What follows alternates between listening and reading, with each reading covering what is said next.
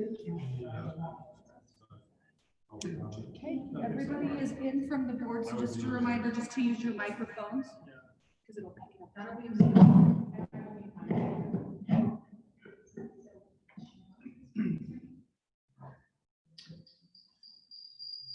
that's me.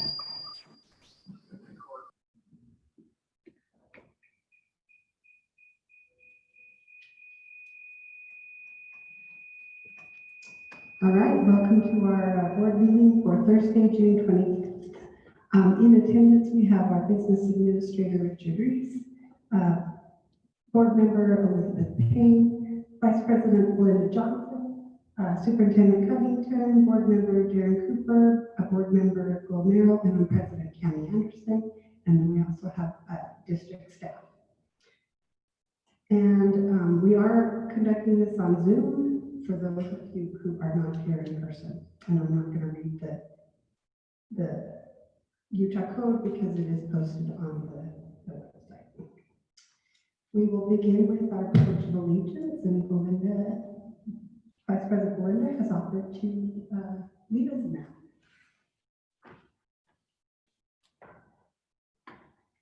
I pledge allegiance to the flag of the United States of America and to the republic for which it stands, one nation, under God, indivisible, with liberty and justice for all. Did you guys know that we actually say that wrong? There's only 4 commas in it. And I was taught that in Scouts, and I still can't do it right. I speak it the whole time, but I can't do it right. Thanks, Belinda. This is also our budget hearing, so we're going to turn the time over to our business administrator. Mayor sitting, we can do it from here. Okay. Give me just 1 minute, Richard, to make sure I can get it shared. Okay.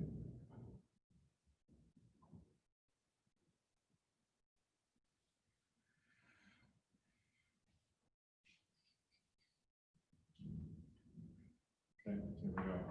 All right, we talked about in May. Okay. We talked about in May that the legislature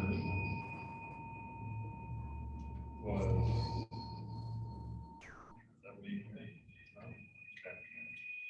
that the legislature was looking at potential cuts to the state legislative.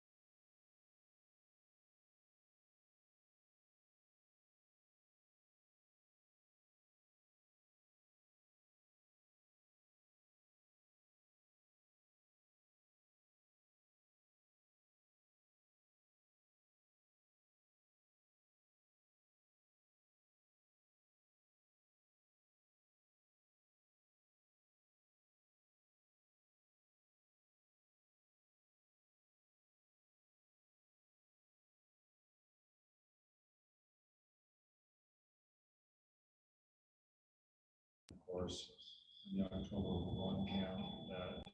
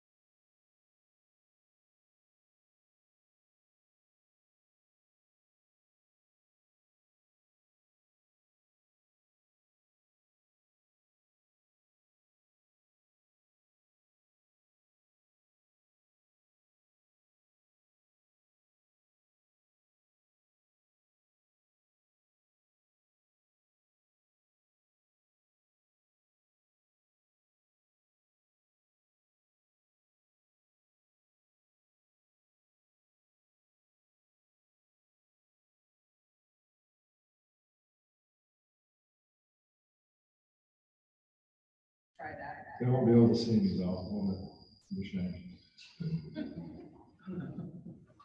Okay, so, as I was saying, one cut, no, thanks.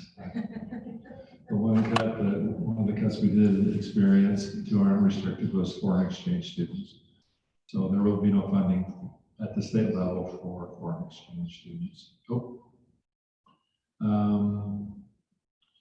Flexible allocation was another cut. That used to be the Social Security retirement line item that was years ago converted to be called flexible allocation. And then since it was flexible, it was cut. And this is the very small remaining portion left of that, and now that's since been eliminated. There was a slight increase in our pupil transportation, small cut in school library books, 10%. And our MOST program, which previously was known as U-Star, that program was eliminated. However, Mr. Bushnell, Assistant Superintendent, planned ahead wisely that and told the principals that we not to expect any funding for that. So those scheduling changes should have been made already. We did receive an increase in the teacher student success program. 75% goes directly to schools, and then the district can use 25% for administrative purposes. Last year, the first year of the program, we applied that 25% directly to teachers, and we'll do that again this year. Early interventions, that's almost a doubling of the current funding. However, I learned in a meeting this morning that they included in that allocation about $5 million from federal sources, which they should not have. So they'll be reducing that. I'm not sure, there will be some type of increase. I don't know to what extent it will be occurring. And then school and mental health amendments, there was actually a small increase. So overall then, we have an increase in unrestricted available funds, state funds of almost $52 million, $52,000. Wait a minute. It's a really good year. Okay, next slide. We reviewed this just so that we can see historically what we've with regards to property tax increases. We did them for 4 years in a row, and then last year we did that another large increase to bring our teacher salary pay up to $50,000 level. And I will slide over and advance that slide. This is an interesting process. And then with our property tax, this is our current tax rate. We just barely received our new year tax rate. As you can see, of the 5 school districts in Salt Lake County, we're the second lowest, only to Salt Lake School District, and of course they have a very high assessed value per student compared to Murray. And the next slide. Thank you.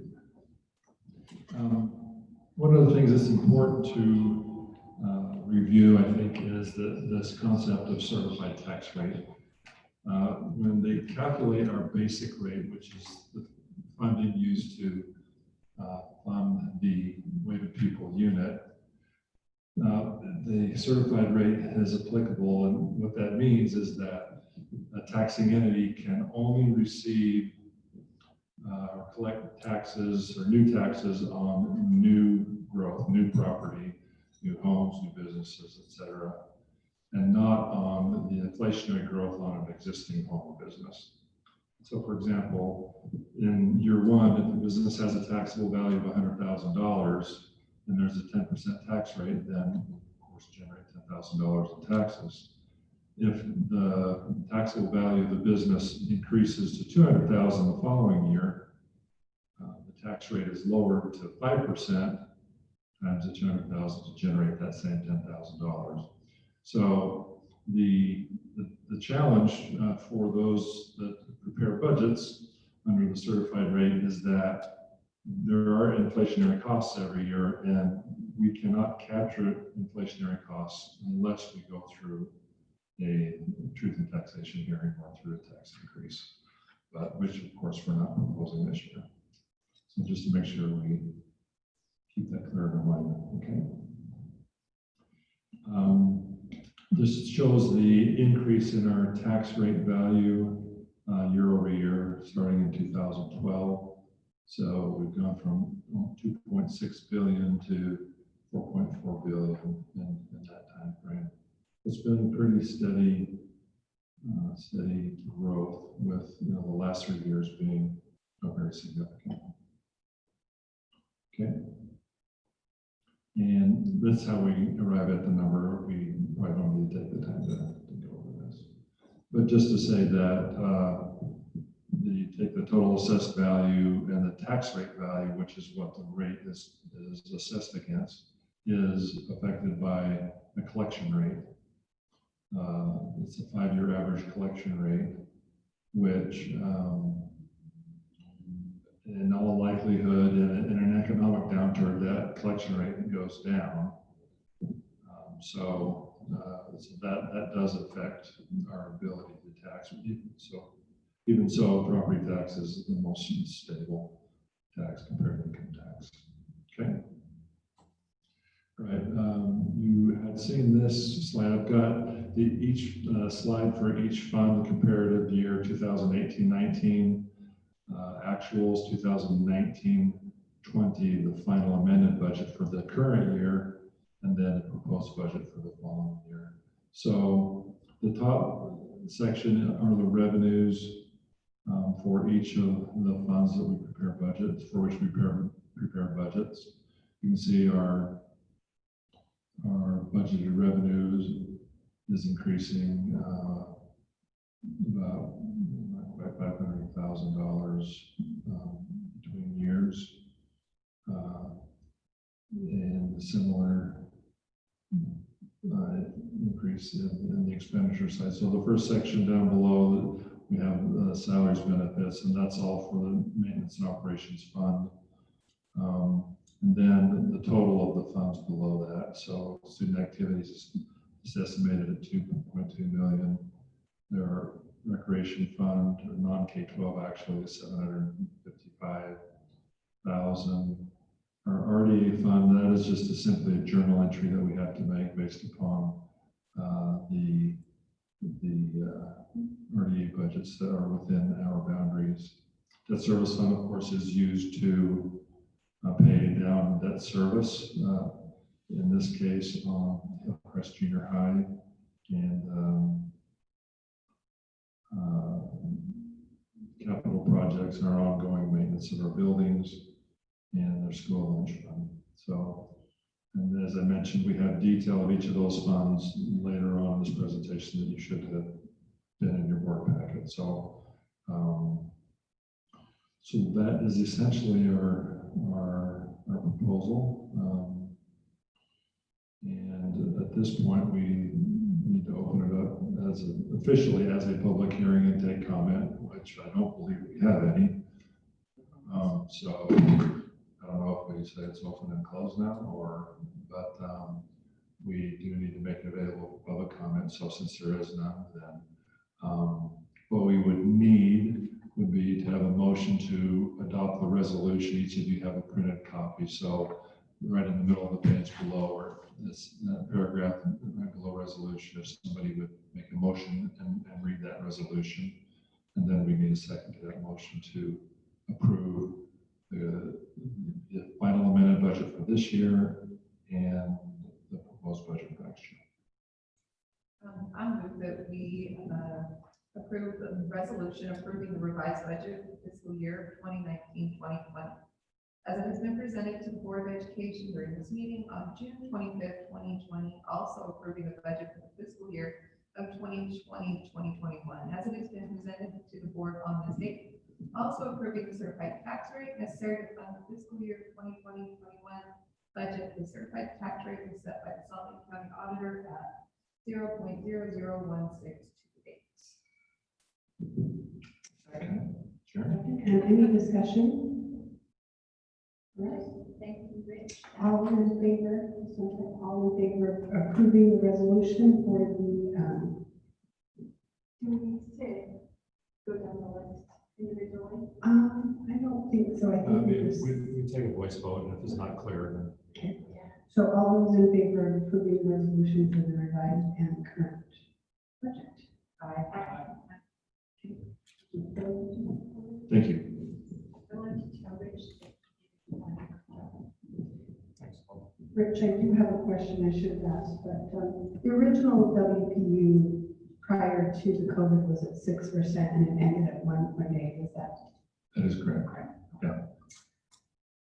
Well, I do commend our legislature for not taking away any funding for education. That helps a lot. Yeah, it was a pleasant surprise, absolutely. I was hopeful that it would be flat, but to have actually an increase in the restricted funds was something very unexpected, so very grateful. When you guys were watching the committee meeting, did you feel like everybody was on board, or was it about? Or did everybody No. on the whole, were they pretty unanimous? Like the whole pitch? Absolutely, yeah, it was, That's nice. yeah. That's great. All right, anything else, Rich, we need to do for the budget hearing? That's it. All right. Then we'll move out of our budget hearing into our board meeting. And we will, do you want to go now? Sure, yes, I'd love to. So I wanted to just take a moment because we didn't get to introduce him in person like we usually do. So I'd love to just, Dave, if you want to come up here and join me really quick. We do have Dave Roberts, who has, as you know, was appointed as the Director of Support Services, the Director of Support Services. And so I wanted to give you all an opportunity to see him. He's been with us for the last couple of weeks, cross-training with Rock. Rock left at 4:58 today, and so he is officially retired. Well, he's got 2 vacation days and then he's retired. But I wanted to just do you want to say anything, Dave?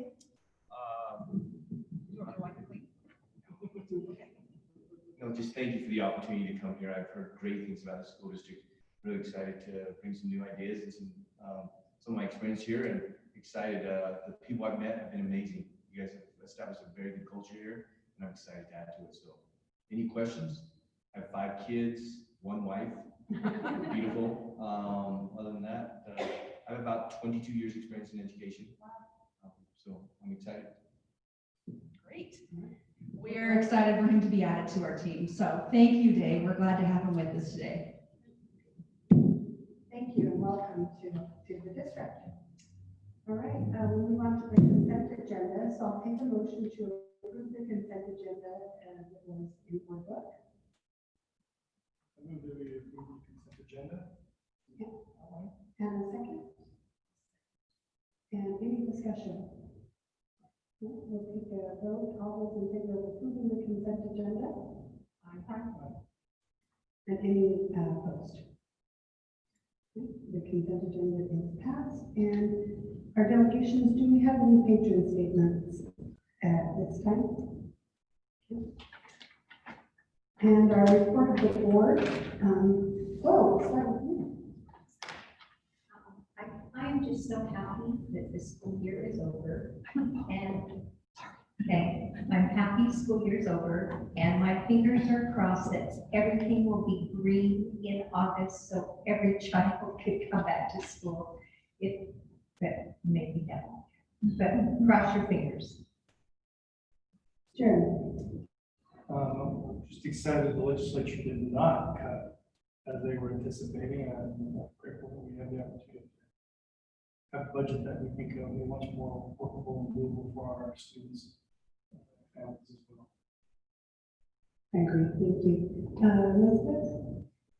Looking over our plans for reopening and stuff, I think that we have a good solid foundation to reopen our schools and what's to do in each scenario. So thanks for working on that. I agree. Linda? Yeah, I'll just second what everybody said, and we just can't say thank you enough to this district office and everybody in the district. All the work that is done. Thanks, Linda. Linda, is there any update from the Utah High School Athletics Association at this point? We meet on July 9th which we kind of same as everybody else, we usually don't meet in July, but to look at fall dates for starting sports. So it's still currently, summer memorandum has been lifted for this year, so that teams can be together, and we're continuing. Did you get Rob's most recent yesterday or 2 days ago? Yeah. So continuing as it is now, we meet July 9th to look at opening days. Thank you. And I'll echo what everybody said as well. I'm thankful for the legislature. It's huge. All right, report of the staff. It looks like we have Rock Boyer, David Trujillo. You don't look like Rock. So I don't look like Rock Boyer or David Trujillo. I gave Rock a retirement gift and said he didn't need to come. We would like to not discuss this agenda item. Let me explain the reason why. Originally, we received information from the State Board Nutrition Services that they had wanted us to raise our rates by 10 cents because if you remember last year, we had to do a rate adjustment because we were below what they had suggested we'd be at. They sent that to us again. After further consultation, David Trujillo called and spoke with them. It does appear that they are not requiring or suggesting districts do that this year in light of all of the things that have gone on with the pandemic. And so at this time, we are not going to propose a rate increase. That will all be taken care of through the state liquor tax, and we will not be penalized for that at the state this year. So that is an item that we do no longer need to discuss. Well, thank you. That's good news. You like the liquor tax? And the liquor stores. All right, Mr. Dean.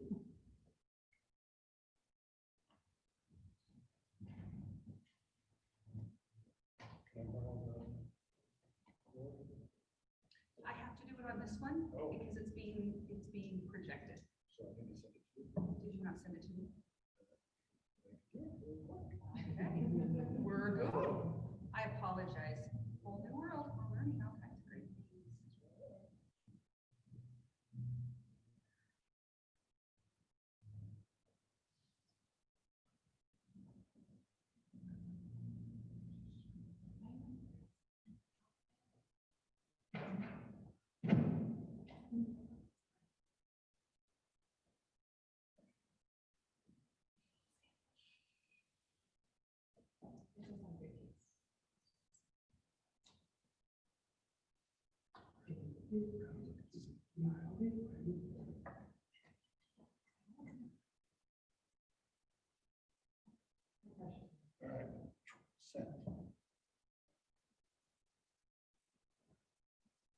Look here is done. Okay, maybe not. Mike.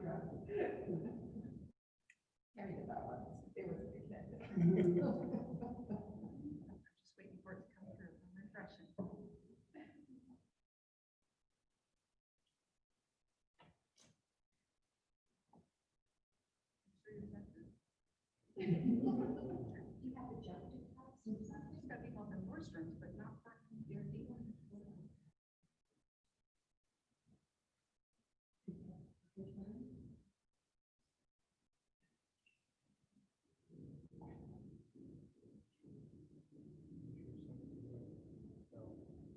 Let's try that one. That went to Jennifer King. That's what happens. She's 2N Jen, I'm 1N Jen, so. She'll be like, well, great, thanks for giving me this information. Mary." She'll be excited. That was a great presentation. Yeah, I'm gonna get an email. Yes, directed email. I'm gonna text her and say disregard.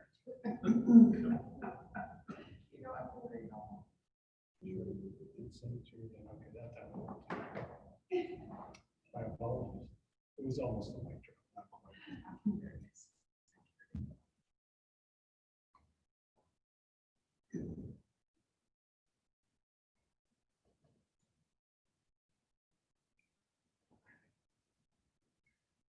Oh, no, you said it too. It was the one in Boardwalk? Oh, I have them queued up, we're ready to rock. Oh, you got it queued I up? have them queued up, Oh, okay. we're ready to go, hold on. I was like, "Keep going." Yeah, they're in board book. Well, and then she had it right there, and I was like. You just quickly share it out on Zoom and we'll be ready to go. Okay. About the time they let us have regular meetings, we'll have this figured out. No. I actually was like, I remember looking at this day, you must email me directly, thank you. for being welcome for everything. Yeah. I'm not sure why mine's doing, it's not like it should. We do look at the stuff again. Well, this just got uploaded today, so probably don't have a lot of time to look at it. All right, so the State Board of Education has authorized 2 different surveys. One is an educator exit survey to be completed annually. The other one is an educator engagement survey that's every other year. And we did that this year. Next year, we'll alternate with the climate survey. And so we're sending our data into the state, but we're also getting results for our local district. The only thing we didn't get this year is a breakdown of our individual schools, which I'll see if I can fix that next year as we send it out. So this is the educator exit survey. And I know many of you on the board have been interested in this topic before when we've talked about it. So Jen, I'll just have you kind of move through these slides. I just want to make sure get my mind wrapped around the right one. So in this one, they asked our educators, we had 29 respondents, what's the most influential reason for leaving your job? So you can see there, 18 said leaving the profession, and the lower bar there, I think that's 11, is leaving for a different school. Yeah. Sorry, are retirees included on? Yes, this does include our retirees. So we have some fairly good data here about why they're leaving. Yes. Next slide. And leaving for a different school would be leaving the district. More than likely. We do have some people that have transferred within district, probably about 2 or 3 this last year. So there's a couple that are wrapped up in the data there that moved within the district. So I just kind of took the somewhat to extremely influential as the reasons for leaving the profession. So Jen, if you'll just go to the next slide. So this is a compilation from the top reasons to the bottom reasons, and I just rank ordered them as far as percentage. So you can see why people are leaving, and our top reasons are retirement. You can see 14 out of 18 were retirement, and then 13 out of 16 that emotional exhaustion. So they could answer more than one here. So they can duplicate, they can put multiple answers, but it gives you a pretty good perspective just to say, why are people leaving the teaching profession in the Murray district? Is because of retirement this year, and emotional exhaustion are big factors. Then you see family care, and then it goes down from there. So hopefully that paints a picture for the board of why people are leaving. You may say, oh, I thought it might have been family relocation. That really doesn't seem to have a whole lot to it, or location of position. Darren, is this a question that is select all that apply, or can they only select one? No. So they could be retiring because they're emotionally. Yeah. Yeah, That's what I was, I they need to could. see what the Yeah. overlap is. Yeah. Yeah. And so this is anonymous, so I don't have all the data on that. So leaving for a different school, if it's somewhat too extremely influential, these are the reasons. Location of position, family relocation, and they may have interpreted that the same as far as I need to be closer to where I work is a common thing, or where I live is a common thing. Emotional exhaustion, and the other ones are just, there's not a lot that's said there. Just so the board's aware, we've hired about 37, 38 teachers this year, and there were 29 respondents on this. So about, 3/4 of our teachers did fill this out that left this year. So, these are just some other questions they asked. How well were you prepared for your position at the school? You can see that extremely well and very well, but that's mostly talking about their educator preparation, so that doesn't necessarily affect us. How good or bad was the overall quality of the school? I'm happy to say that most of our schools, they think the quality is quite good. So no one's extremely bad. That's a good thing. How fairly or unfairly do you think schools treat all of its employees? You can look at the graph there and get a sample. And like I said, this is just the group that's leaving. The next survey I'll take you to is our educator engagement, which kind of ties into some of these. You can go on to the next one, Jen. How safe or unsafe was your school? I find this one to be an interesting one. Just with school safety, anything that's, you got 5 that say moderately unsafe, and anything that's unsafe is a concern when it comes to schools. So. How effective was your principal at evaluating performance? There were some other principal questions on this survey. I didn't include those in the slides because the educator engagement survey duplicates a lot of those questions. And so you can see that extremely effective, very effective, and then it just goes down. Like I said, I couldn't break this out by school. I didn't have that in there. Compensation package, pay and benefits compared to, was there a question? Compared to other Utah districts and charter schools, our retirees, I think that's very fair. And it's interesting on the educator engagement survey that has over 200 teachers, it kind of get a different answer. Anyway, do you feel pay match performance in this role? Yes, the majority did. How good or bad was your benefits package? Most people were moderately good. Then how was your experience working in this school? And that's some great data there that's saying, you know what, all in all, they're pretty happy working in the schools that they just left. So, and is that it for that one, Jen? Yeah. And if you do want the whole survey with all of it, you can let me know, and I'm happy to send you a long PDF, which you may not want. So the engagement survey had 249 respondents. We have about 330 some odd teachers in the district. So 2/3 of our teachers responded to this one. And so I wanted to do the strengths first on this one so we can look at the strengths. So proud to tell people where they were. And we went over this with the administrators, and they analyzed both this and the exit survey. And this was a great finding when people are proud that they work in Murray. And so that definitely made the administrator group feel good. Day-to-day work, interesting and rewarding, 90% plus. And I have the plus there because I combined those 2 questions into one.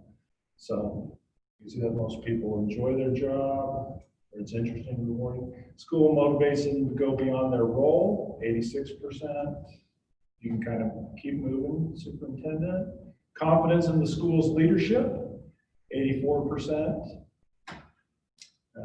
Communicating with the supervisor, 81%. And the administrators were feeling pretty good about these things. And they're like, okay, we're feeling good. There may be some room for improvement.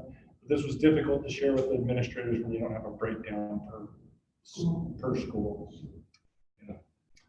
Principal listens or acts on my ideas, 82%. Principal's actions are consistent with their words and practices what they preach, 80%. Regular communication from the principal about what's happening, 82%. Courage to come up with innovative ways to do things in the classroom, 82%.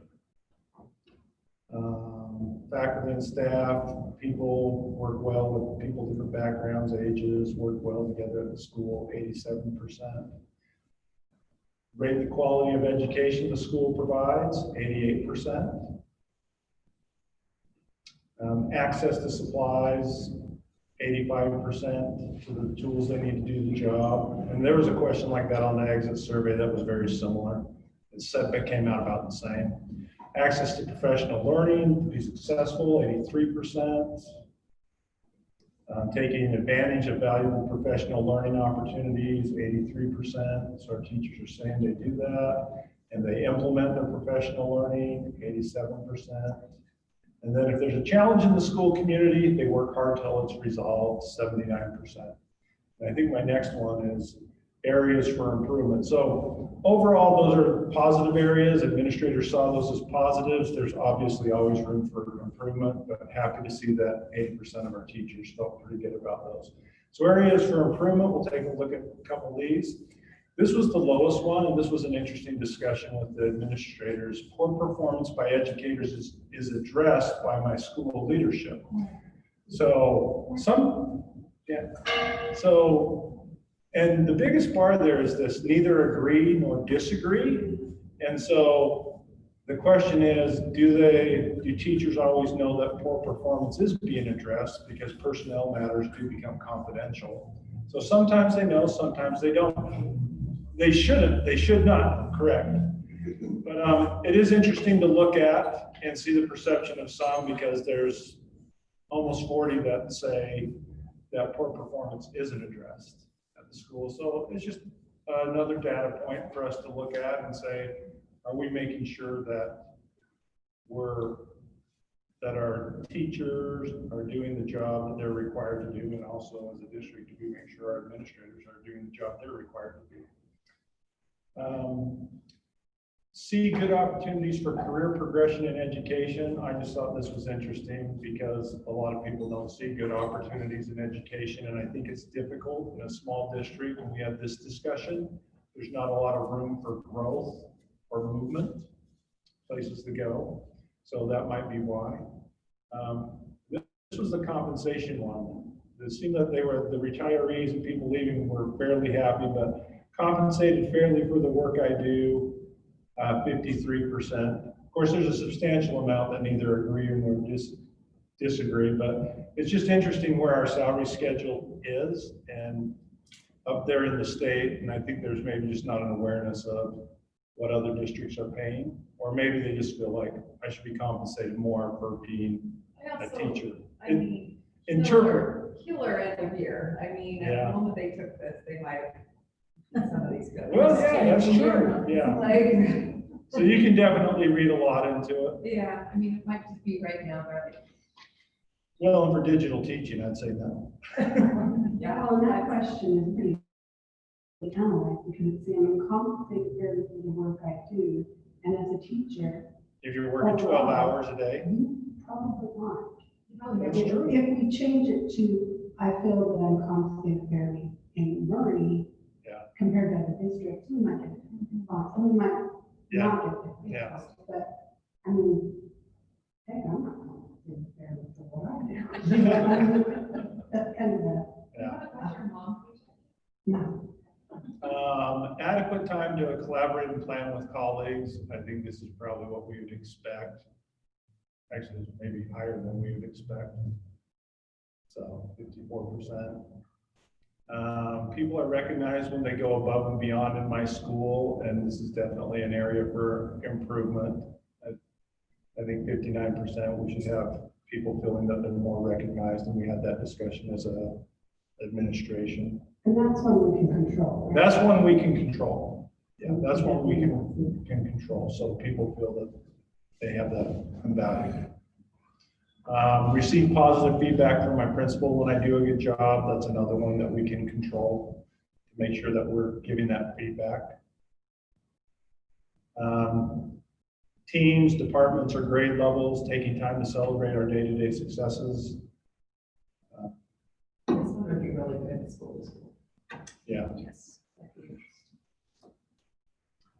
School leadership team has communicated a vision for the school's future that motivates me. Just tells us we can do a little more with our vision. So you'll be able, you think you're gonna be able to break it down for next year when we do the same? I think so. I think that I can, It'd be really interesting to see if like the disagree was all in the, yeah. or. I think I can add questions at the end that will let them, for our district, that will let them identify the school if they want to.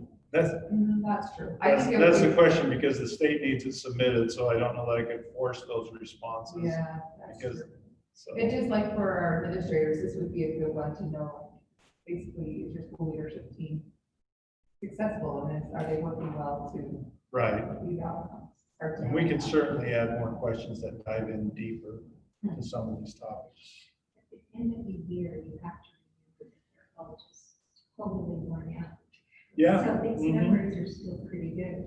Yeah. No, we were pretty happy. The other one, there's some other ones in here, and I'm not gonna go over them right now. They're just other items of interest, and you have them in your board book. And so, yeah, I'll just kind of scroll Yeah. for the benefit of those who are watching on Zoom or on so YouTube. they can like, woo.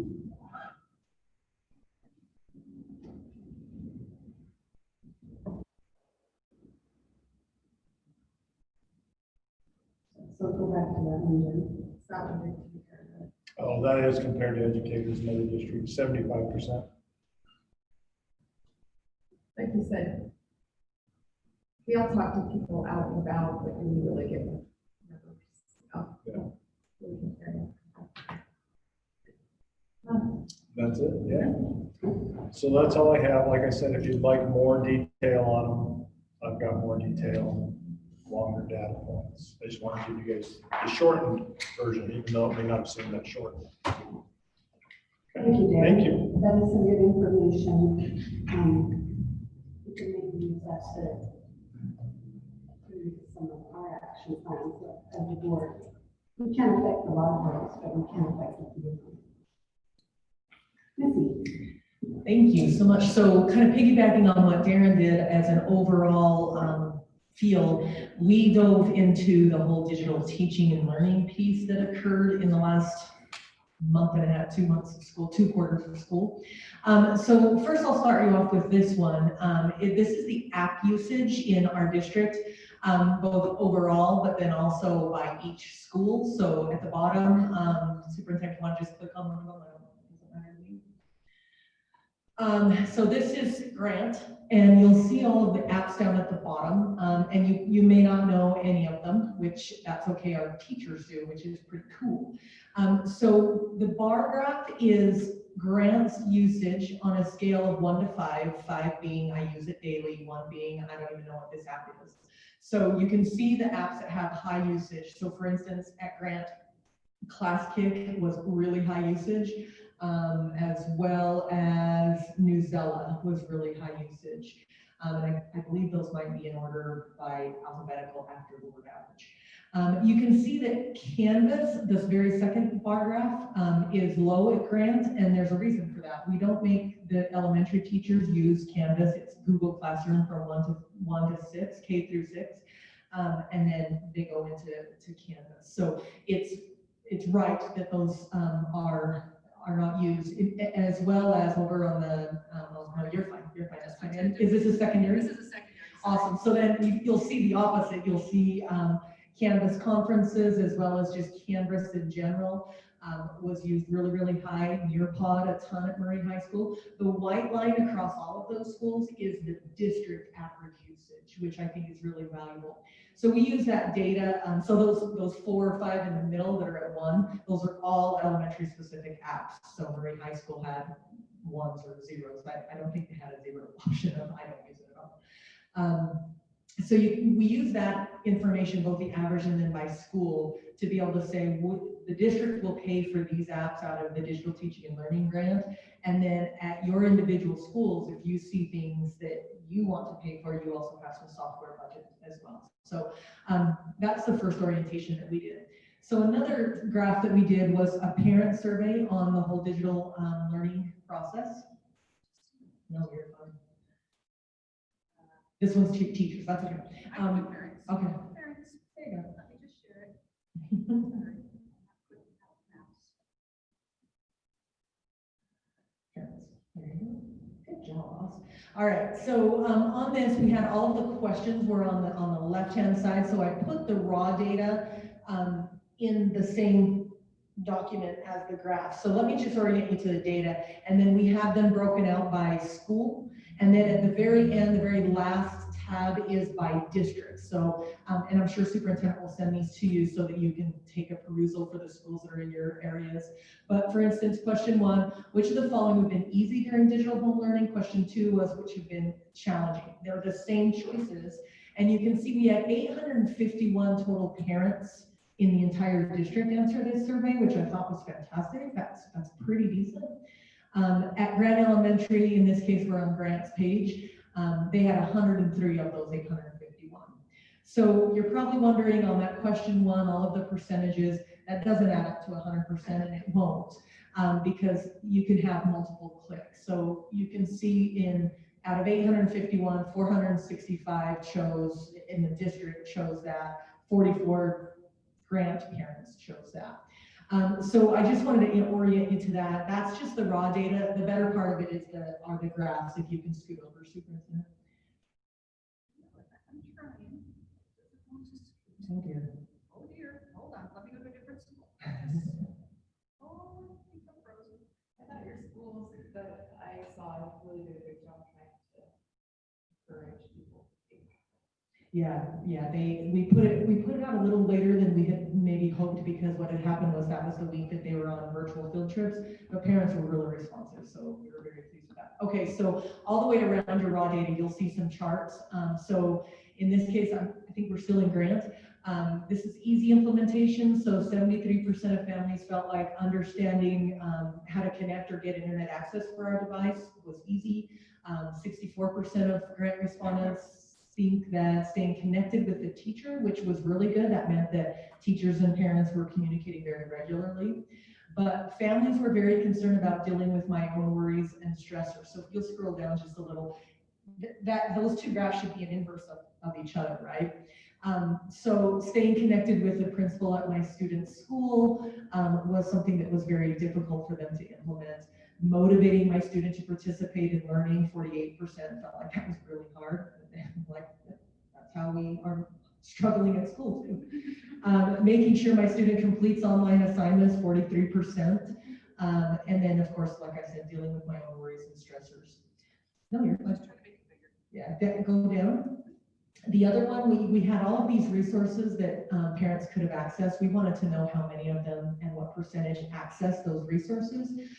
So the Safe UT app, and there's a reason you'll see higher percentages probably at the secondaries. It's one that they have them load on their phones, suicide prevention or reporting anonymously. But they talk to the teacher a ton, they talk to the principal, they talk to the social worker, they talk to advocates and mentors. So, and we had a ton, of course, I know that we reported on that, the grab and go lunches were amazing. Do I know how to reach my teacher? That was kind of, yeah, so it was fantastic. I'm not sure about that 2.9%, but everybody felt like they could reach their teacher. This was really important data for us, time spent in digital learning. One of the things that we said for our families or for our teachers was, and you'll see on the teacher survey, their biggest stressor was figuring out the pacing, like how much content am I putting out and how long is that going to take my kids to do. And at the first few weeks, I think teachers were just loading up and then families were going, wow. So I think we finally got into a sweet spot, and we recommended 3 to 4 hours of time in digital learning. And so there were some that spent 7 hours or more. It'd be interesting to disaggregate that even by student to see if maybe that's a student, an English language learner, or somebody who's having difficulties, yeah. And then over to the left. Subjects to be taught in the hybrid. So we asked them, if we had to do a hybrid schedule, what subjects do you think need to be prioritized? Right, we were kind of surprised ourselves. So again, this is parents. The data from students is a little different. So again, at Grant Elementary, 70% said math was critical. In the secondaries, we saw science actually being more critical than the English. In fact, so yeah, no, you're fine. Yeah. We could go, this is Riverview. Yep. So families created a quiet place, they were able to stay connected, they were understanding how student learning was being graded, which is really good. And then here are the challenges again: motivation, completing the online assignments. Here you have, there's a few more people connecting to the Safe UT app. 92% felt like they could reach their teacher. So this is parents. This is parents. And so this exact, Totally know how to do it. right, so this exact graph and structure and everything is true for the student survey as well. Can we look at some of our schools, like Bookmaster, you're gonna send it to us, but Parkside, some that have some, maybe not as much home support. Yeah. Okay, now one thing to remember, but look at how many responses you have at Parkside. That's because we advertise well. Yeah, well, we had 26 responses though, and at like Grant and Horizon, we had 88. And so, you know, a little discouraging, but so you got to take that N number in mind when you're looking at percentages. So access to resources, know how to reach the teacher, that's great. There we go. And if you notice, this was a different inverse. So some kids only spend 1 to 2 hours, where Grant Elementary was pretty heavy in the 34-hour range. And then they have a lot of kids that spent 7 hours. And then go over the hybrid, but then let's go to a secondary on the hybrid. So here, science they felt was more applicable. Sorry, just rolling like crazy. Hold on. So they're saying science is more applicable to be taught. In a hybrid, if we have to, yeah. Meaning the hybrid means they want to have that taught in person, not, if we have to go to like. Oh, I'm thinking opposite. Yeah. Oh, No, yeah, so- no. Have to be taught in person. Yes. English. And I science. was reading it for. Yeah, no, sorry, I was sorry. like, what the heck, now? I think that's what you wanted first. But that kind of sounds what we thought. Right. Right. Well, that's why it was so surprised. So let's go to a student's one, superintendent. And let's grab a school that we haven't looked at, Longview would be great. So they had 72 respondents. So this is from students. Again, they said the things that were easy to do were understanding how to connect to the internet and understanding how to navigate the right programs. And if you remember, the parents that was not their strength. And then what was difficult to do for them, it was knowing and understanding how learning was being graded. And so that gives a really good feedback to our teachers and our principals as well, that said, okay, we need to be more transparent, we need to be more communicative. Okay. And then students, right in there, they're horribly honest. I only spent an hour. And then this is their opinion also of the subjects to be taught face-to-face. But I did have some parents tell me, like, my kids were awesome, they get up at 8 and they get it done because then they could burn Time. time on video games and Yeah. such. So, maybe they busted it out. How many did you have to respond from Murray High? Murray High, 223. And remember that N is going to be different on some questions because some people might have skipped a question or not selected an answer on that. So I made sure I kept that, took that into consideration. So easy to do, difficult to do. Time spent in learning. That's interesting. That right there is pretty normal. So just be fun. And then superintendent, is there more on the left? The more graphs. There you go. And I was curious about the services at Murray High School. So we did have a couple access the Safe UT app, grab and go, talk to a counselor, but mostly they engage with the teacher.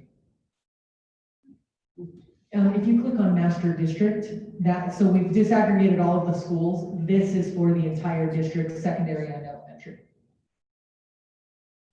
Does that make sense? So at the end of every Excel document, you'll see the master at the district. So, Looks like that one, what data didn't load.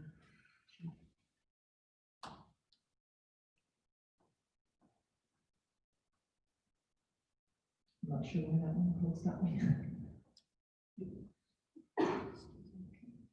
And then let's go to the teacher survey on digital home learning. Yeah. That the people that are actually contacting. Oh, I know why we're stuck. I apologize because I forgot to stop share. And then share again. I apologize for those online. There we go. Okay. So again, this one is all of the teachers and then the actual N number from each of the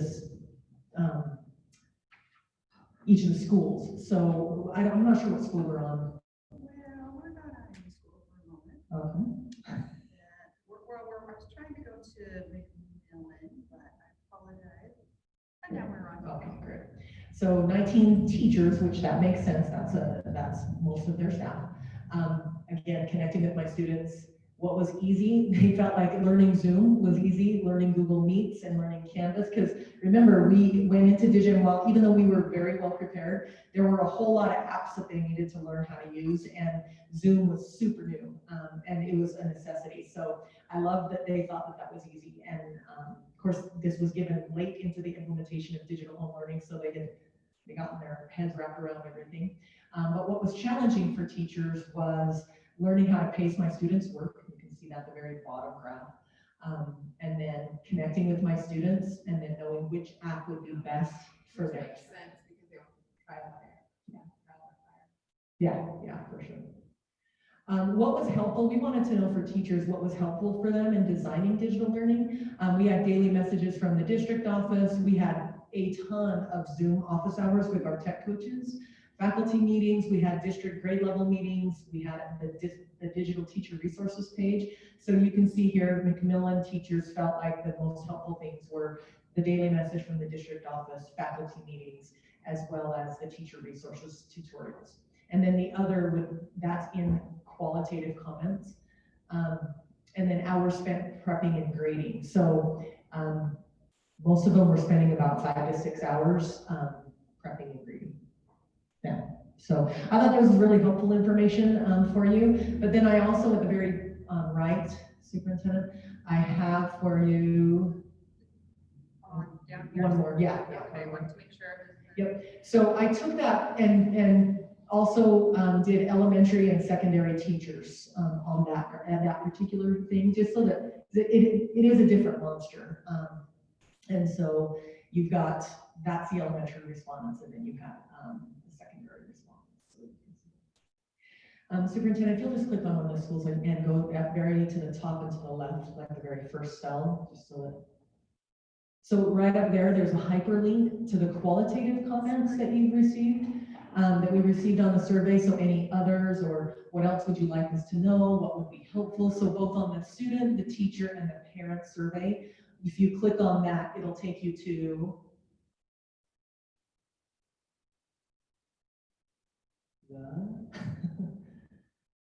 so these are the teacher qualitative comments. So then you can see what comments specifically they made for each school. Do you have any questions about the validity? And I mean, we learned a ton as a teaching and learning team about what we need to do, and if we do have to go into a hybrid, or if we do have to go into closure, the things that we need to put in place to be more supportive for both our families and our teachers and our students. Okay, thanks. All right, thank you, Missy. And you're going to send that to us. I will send it to you. Great, thank you.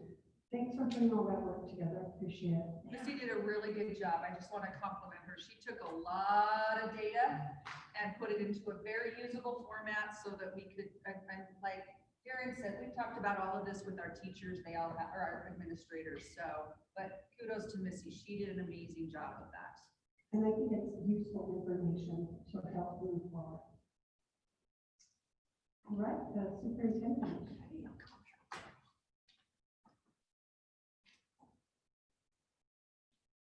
So each year, I have to submit a multi-page document to the Utah State Board of Education on assurances that we have policies and procedures in place, and I have to make sure that I include those policies and procedures.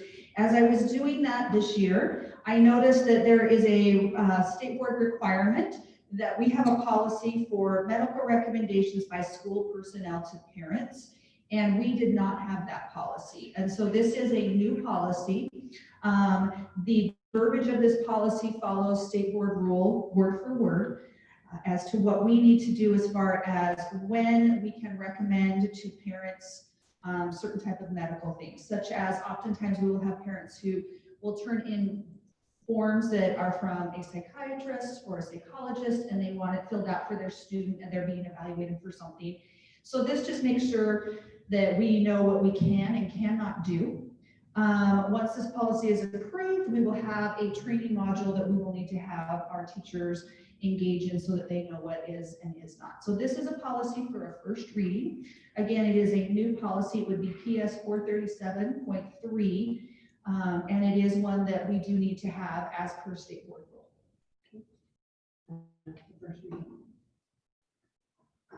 All right. So, are we going into closed session and then study session, or what would that be? So yes, at this time, President Anderson, I would like to recommend that the board go into a short closed session to discuss personnel and property. We do have other individuals joining us at the 6:30 study session. We will have MEA represented, we will have MESPA represented, and we will have the PTA represented to come to our study session. And so that will begin at 6:30. So I would at this time ask if we could go into a closed session, excuse those other than Business Administrator Richard Reese and Darren Dean. They can wait in the lobby and then we'll invite them back in at 6:30. All right. I will pull the board to make sure that I can go into closed session. Jerry. So, Linda and yeah. All right. We will go into closed session after a 3-minute break. Yeah. All right.